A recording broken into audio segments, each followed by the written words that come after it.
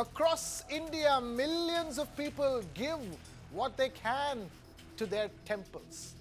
They drop notes into donation boxes.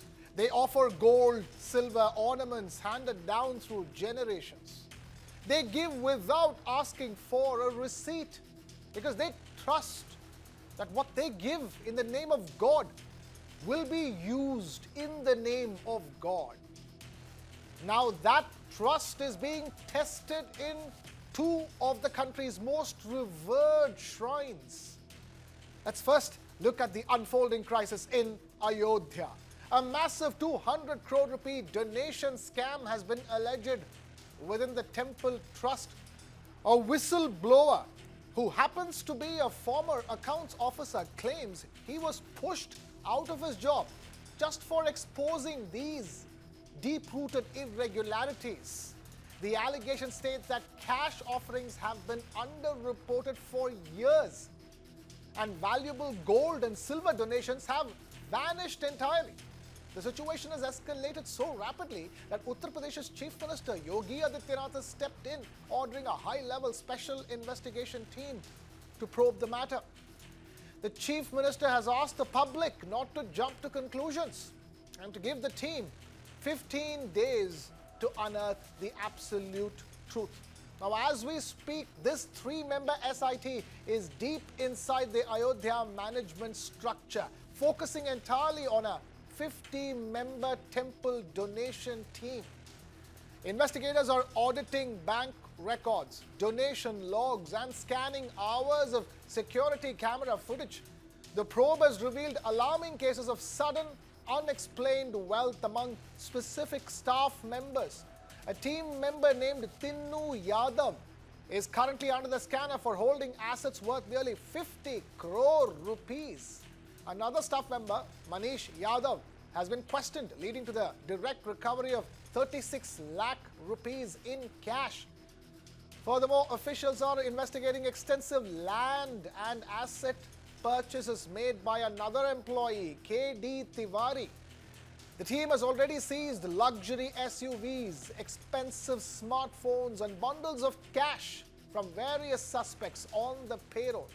Meanwhile, over thousands of miles away, in the south of India, the iconic Sabarimala temple is dealing with its own high-stakes crisis. The Kerala High Court is now actively monitoring an SIT probe into what is being called a gold heist.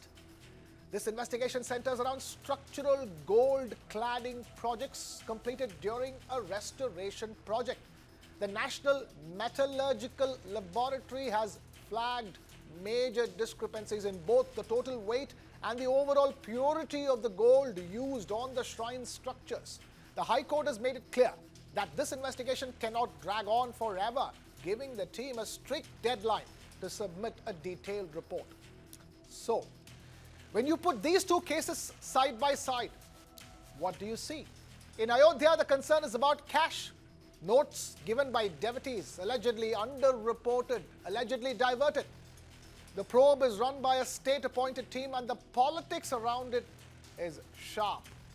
In Sabarimala, the concern is about gold, precious metal that was meant to clad a sacred structure, allegedly removed and replaced.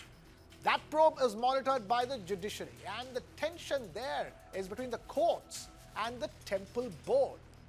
Different metals, different states, different mechanisms, but the same broken link in both. The point where a devotee's faith meets a system that was supposed to protect it. Experts believe it's time to permanently clean up how our major shrines operate. There is an urgent need to digitize every asset record, trace precious metals electronically, automate cash sorting, and enforce regular audits by independent bodies. Until these steps are taken, the hard-earned money of the common devotee and his trust will remain vulnerable. Big questions that we are asking. What's the best way to balance religious traditions with the need for transparency and accountability in temple finances? Do these cases show that temple managements need more professional oversight rather than relying only on traditional systems? Should all major temples in India be brought under a uniform system of independent audits and digital record keeping?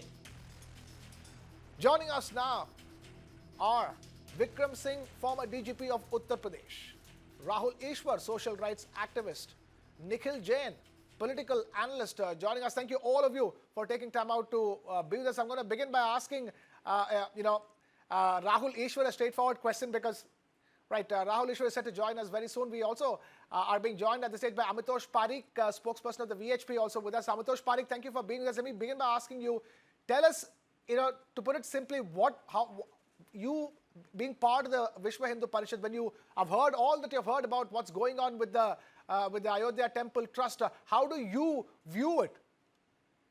Yeah, thank you so much, Krishna, for starting with me. Look, it's a very serious matter, and it starts with a grave concern for Hindu devotees.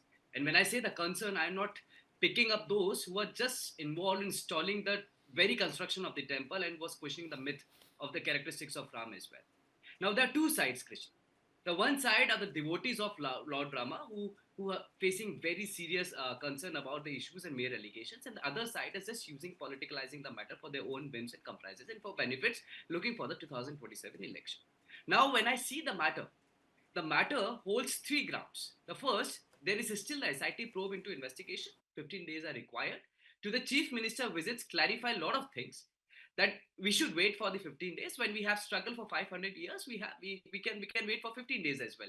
Second, all those people who are creating a mere allegations to disharm and distort the very sanctity of Lord Rama have no information, have no sources, and therefore anything which has been said through media or by any way hamper the investigation report. Now, coming on the third thing, who are they relying on? Mahipal Singh and Santosh Dubey. Well, it was very amazed and astonished to witness they were not aware about Santosh Dubey till last day, because one of the party, Samajwadi Party, was busy in shooting them when being Kar Sevak, and another Congress was swearing for the name of Babri. And I think the SIT investigation, now another point of law comes into the picture, Krishna, that SIT has been formulated without the formal FI. I believe there are a lot of cases where the state government is having a discretionary power, not arbitrary, discretionary power to create an SIT. And the state government has done so on the request of trust, not on the Congress, not on Samajwadi Party. And I believe still questioning the SIT, making them their own questionable, that they could have challenged the very establishment of the SIT, but they didn't. They should have filed an FIR against the theft if they have any information subject to the same subject to the thing, but they didn't. No FIR, no complaint. Two things happen after the SIT: FIR file or complaint file. But SIT has already been formed. So I believe we should wait for 15 days. The SIT is conducting all requirements investigation, and we should investigate. We should have trust on the SIT.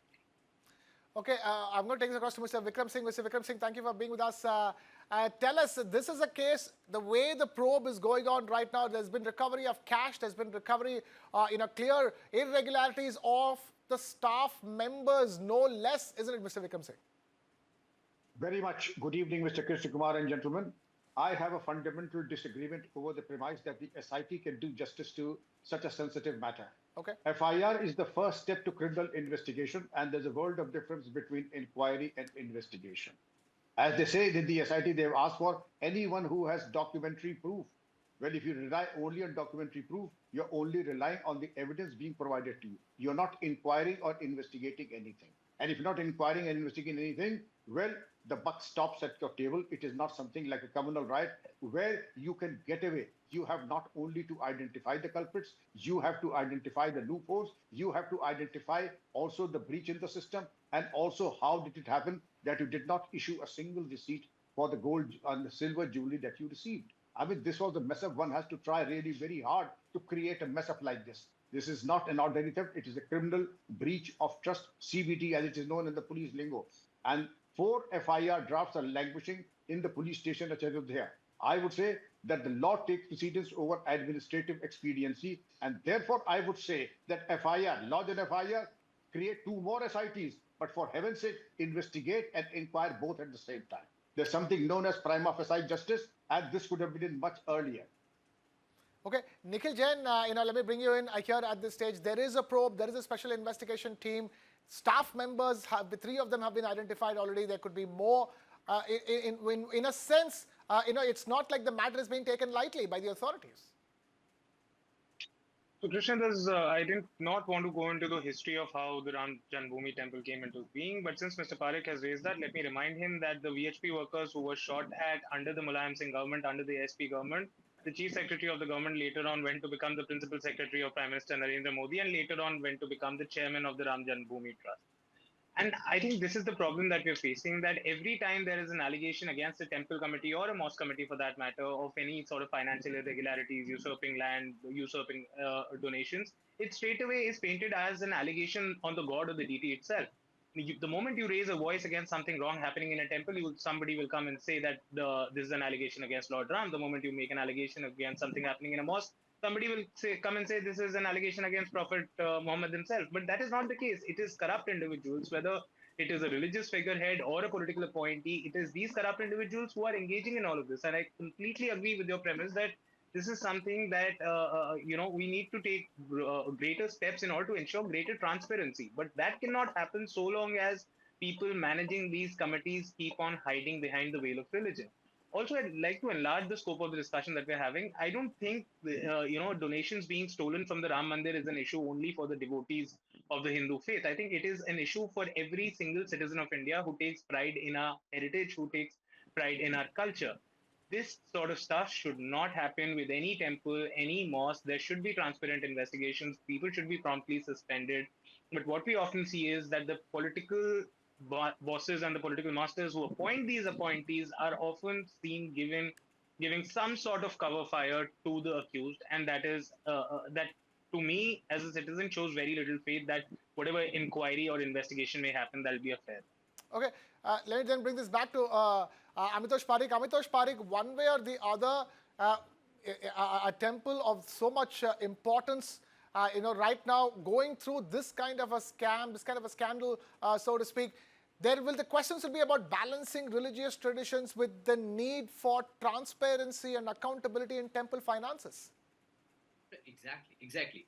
Look, when we heard the interview of Nrpendra Mishra, one of my friends has mentioned his name, but I don't want to go into technical details, whether he was a chief secretary or a chief minister, there's a difference. But coming on the very point, the Nrpendra Mishra has stated, technically he's stated, because everything will become after 15 days in SIT finding report. He stated there was an agreement between the trust and the bank. And the bank has a sole responsibility and accountability to take care into investigation and to care into visibility, every counting taking into the picture in the temple premises. So end of the day, who is more responsible? Despite of the fact, we are not standing, nobody is standing with the accused, nobody is defending the theft. We all standing on the same side. But standing on the same side doesn't mean that we're towing the party lines. The one who's doing politicalizing, the one who are doing politics on this matter are just towing with their party lines. Look, something, if I file a case before the court and rather than taking for the judgment and waiting for the judgment, I started questioning the very sanctity of the judiciary, where will I go? There is a procedure too. You can file an application, you get your case transferred. If you have no trust in the SIT, you could have filed a transfer. You could approach to the court as well. But nobody is approaching to the court. Everyone is giving their mere allegations and the sources before the media trial. Everyone is coming and concluding the theft has been committed. These are the people who have been committed theft, but they are not going to the SIT and giving their information. Today, Chief Minister has said the same thing. If you have a documentary evidences, come and give it to the SIT. Why not giving to the SIT? After the SIT completed their investigation, if you are not satisfied with the same, you can still challenge the SIT investigation. Let me get back to their history. In 2024, the Kedarnath Badrinath Trust Committee has also been challenged with a mere allegation of gold theft. SIT committed their investigation. Nothing found. If you talk about Tamil Nadu, gold has been melted. If you talk about DMK, we talk about Guruvar Temple. There are a lot of temples in south part of the country where the TDD is involved, the state controls have been involved. I believe it's a matter of corrupt politics, it's a matter of corrupt accused, it's a matter of corrupt individuals, and they will come forward when the SIT investigation get completed unbiasedly. Okay, Vikram Singh, I'm going to bring this back to you because, he's taking the examples of so many temples, and that is exactly what we're asking here. It's not just the temple in Ayodhya, there's the Sabarimala temple case as well. A lot of money that was given by devotees, a lot of wealth given by devotees, the trust, the faith with which devotees go to temples in India and, and give their offerings, yearning for something. That trust will be shaken severely because Sabarimala has that kind of following. The Ayodhya temple has that kind of a following. So there needs to be some kind of standardization, isn't it? The kind of oversight that these temple committees will need to have from authorities in law and order.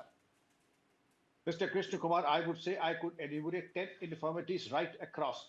We allowed the grass to grow underneath our feet and we did not intervene when we had the option to do so.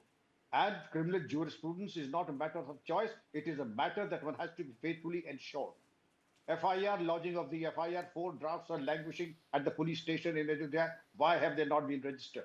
And SIT, I would repeat and reinforce, can only inquire, it cannot investigate. It is only after the FIR that the matter can be investigated proactively with collection of evidence, recovery of the looted property, identification of the subjecting to the narco analysis and also the polygraph test, which no SIT on the planet can do. Let us not put the cart before the horse. And indeed, if I'm serious about it, justice must not only be done, but it must seem to be done that there is seriousness and there is purity and integrity of intent. I would have been very happy that under these circumstances, that the faith of the people was given the top priority, which I'm sure it is being given. But for whatever reasons, I would feel putting the cart before the horse. I hope I'm wrong. Is there an attempt to delay the proceedings to give the advantage to the accused and do away with the spoils of the theft? I hope I'm wrong. Okay. Nikhil Jain, let me also ask you, as far as the Sabarimala case is concerned, there the tension is between the courts and the temple board. It is a probe that is monitored by the judiciary over there. I think that is a right approach to take because, like I mentioned in the past, that a lot of these temple boards in the country, across states, across political lines, are actually staffed by people who are political appointees. How do you really expect a fair investigation when there's an allegation against a person from the CPM and there's a government of the CPM, or for that matter, even the Congress? Let me be non-partisan for a moment. And, when there is an allegation against a CPM leader, and it is the Congress government that is making those, that is investigating into it. It is the Congress government that raised an issue during the elections. Do we really expect a fair inquiry? I don't think so. So the simple rule has to be that investigations of this nature cannot be left to the politicians. It has to be under the ambit of the judiciary. Whoever may be ruling, BJP, Congress, CPM, doesn't matter. It should be fair. It should be under the watch of the judiciary. And like Mr. Singh has already mentioned, it should be an investigation with all the powers that an investigative agency has and not merely an inquiry. And one more thing I would like to point out, Mr. Parekh said that when the matter is under investigation or before the courts, why should you agitate right now? Why can you not wait? I don't think that is how it is supposed to be in a democracy. The VHP was agitating while the Ram Janmabhoomi matter was before the courts. The BJP was agitating while all the scam allegations from 2010 were before the courts. And this is how it should be. You do not take away the pressure from the systems and the powers that be just because something is pending before them. Amitosh Parekh, you wanted to come in. Krishna, I believe everyone is well aware of the history who was putting 25 advocates who were giving their statements that please do not give judgment right now as a matter of election into there, who were filing an affidavit in 2007. But despite of the fact, I never wanted to fall into that trap because it's not a debate right now. The debate is right now when temple are becoming a mere part of allegations and politics, we need to discuss it. We need to find out a solution very specifically. And I believe Madurai bench has recently given a very good judgment. Madurai bench has stated that the government cannot take a temple money for their own commercial purposes. The temple amounts has been taken for the commercial purposes. The temple money used for the mortgages in the in NBFCs and banks. So I believe the temple funds, and if state is controlling temples, we have a urge that every religious institution should come into the control of state. Why we shouldn't be talking about the mosque and gurudwaras, everything, and churches? Everything should become under the under the control of state, and therefore the political action should be ended up. But right now, the SIT investigation into the pending scenario, we should wait for the SIT 15 days after the charge sheet will be filed. If you're not satisfied with the charge sheet, you can go to the approach to the court. But despite of the facts coming and just giving a mere allegation, just prolonging the matter and hurting the sentiments of Hindu who are connected and watch Lord Ram as their devotees. Okay. Vikram Singh, we're okay. Nikhil Jain wanted to come in. Nikhil, go ahead. See, this is also the problem. Every time that the BJP or any person related to an organization that is affiliated with the BJP tries to make this boogie that temples are under state control and mosques are not, and in doing so, they're essentially advocating for the control of temples to go into hands which would not be subject to the kind of transparency and review mechanisms that the state is. If the state does something wrong, I can go and file writ petition. There are thousand different things that can be done. The Prevention of Corruption Act will apply, and a lot of other things will apply. But the moment you give it into the hands of a coterie that is not really under anybody's check, there is a higher likelihood of corruption. And let me remind my friend Mr. Parekh that the most of the mosques, madrasas, and the Islamic institutions in the country fall within the Waqf boards, which are agencies of the state. Every state has a Waqf board. Provide their Waqf board even is their part statements on of the Umid state portal. government. The appointees are from the state, I believe that's not the matter right now. as is the case in the Ram Janmabhoomi Trust. Well, I believe, Krishna, that's not a matter right now. We have already been witness how Umid portal work and how many registered documents have been come forward. So I believe the Waqf is one of the major, it's a corrupt in the corporate party. It's a corporate company. It's not for the matter of benefit. How many people have died, and we have seen Murshidabad as well. So I believe it's not Waqf, and Waqf is an autonomous body, sir. When we talk about the control, we talk about the proper management of the trust by the trust of the mosque and the temples and the churches. And therefore, speaking of the Waqf doesn't make the sense. Okay, we also have Rahul point out Ishwar one thing? joining us. Rahul, great to have you with us. Rahul, you wanted to come in on the debate. Go ahead. Now, two submissions. I'm a Hindu right-wing activist, and as a practicing proud Hindu, it pains me when Lord Ram and Lord Ayyappa are betrayed. The same thing happened in Sabarimala, where gold loot was there, gold heist was there, and it is very painful to hear Lord Sri Ram, that temple, having such a irregularity. So I think very fast SIT probe, court-monitored probe is what we need, and we have instituted something here back in Kerala. That means we have made temples under Devasam Board, under RTI, Right to Information. I was the person who initiated it.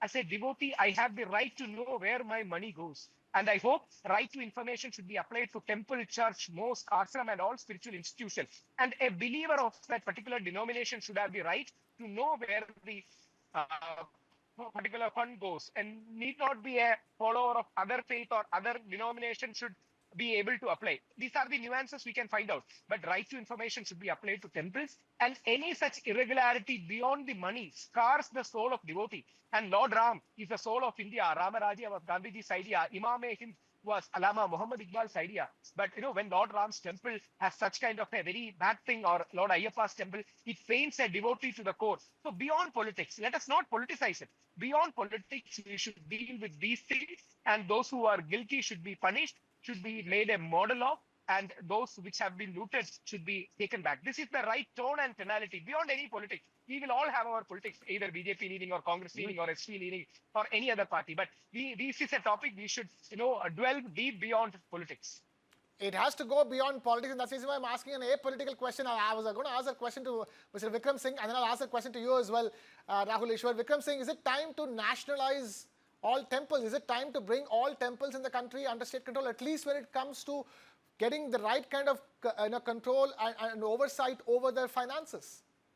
Obviously, I would say some kind of a structured autonomy. The temple should have autonomy, but under strict controlled use of technology like, I would say, AI, smart CCTVs, not dumb CCTVs as we had at the Ramlala temple, something that has AI flagging the appropriate features, and the counting by robots instead of a human hand. There's so much that we could have done in a scale of 1:10. We have done only 2 out of 10. But again, to my learned panelists, I would say that no SIT on the planet has the right to submit a charge sheet. It is only an investigating agency that can submit a charge to the court of law. SIT can only submit its finding.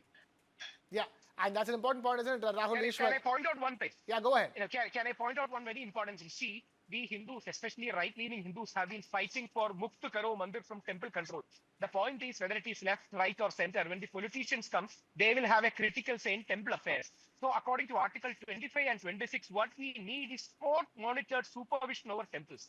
For example, Kerala High Court is the body which came out with the gold heist in Sabarimala. Kerala High Court find it out because Kerala High Court has an autonomy or a monitoring power over Sabarimala. Similarly, the temple should be having autonomy, freedom, because it is Article 25 and 26 protected. We cannot violate constitutional fundamental rights. At the same point of time, regarding money, some kind of monitoring mechanism should be needed. That's the reason why it's a very well-studied proposal. Right to information being applied to temples, churches, and mosques because they take devotees' money. And court monitoring. If there are courts, nobody will have a second opinion because we all agree that courts are the most responsible and the most credible institution in India along with the Indian Army. So I think such court monitored stuff should be there. And I would humbly request our Congress friends also to join in such positive causes. not make use of this occasion to criticize Yogi ji or any other thing. That is immaterial. Whether it is A, B, or C, whether it is Akhilesh Yadav ji, Rahul Gandhi ji who is celebrating his birthday today, or Yogi ji, this is not politics, and there is a deep spiritual pain that a devotee experiences. So I hope such positive suggestions should come from people and not politicization. Okay, Nikhil Jain, do you think it's time then? Is important to keep politics away? Then it is important for everybody to keep politics away. No, I don't agree with the premise that you should keep politics away from everything when there is a political party who has made the Ram temple as if it's a personal political agenda of theirs, as if they're the only ones who worked for it, they're the only ones who've done anything. When something wrong happens and it is being done under a committee that has been appointed by those very same politicians, people close to that very same party have been appointed, it's only fair for any political party, citizen or rights group to question that political party. And mind you, this is not the only financial irregularity so far as the Ram Janmabhoomi temple is concerned. There are a number of others. I myself am privy to a case, but because the person who got it to me has disappeared, I can't put it out in public domain. I'll tell you sometime off camera. Okay. Amitosh Parekh, you wanted to come in? Yeah, Krishna. Well, I believe one of my friends, Nikhil, has stated that stop making it personal political. I believe one of his very secular Jairam Ramesh said faith is a personal thing. We have a faith in Ram, and therefore it was personal for us. We took bullets on our chest, and therefore we took Ram from tent to temple. It's personal for us, and therefore everyone, rather than just making a mere allegation, it's a hard time. And I always believe in one saying that when shark bites, you don't bleed. So it's hard time. We should wait for the SIT get investigated. If you don't find any biasness, if you find biasness, you have all legal remedies available for you. But and in the very end, nobody is supporting and nobody is defending the accused. Okay. Fair enough.